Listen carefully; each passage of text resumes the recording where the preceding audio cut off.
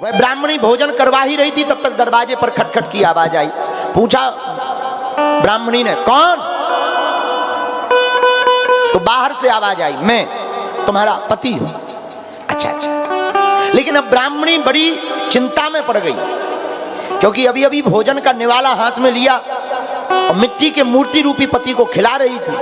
अगर वो निवाला छोड़कर जाती है तो पतिव्रत धर्म नष्ट होता है, और दरवाजा नहीं खोलती है तो असली पति बाहर खड़ा है तो पतिव्रत धर्म नष्ट होता है।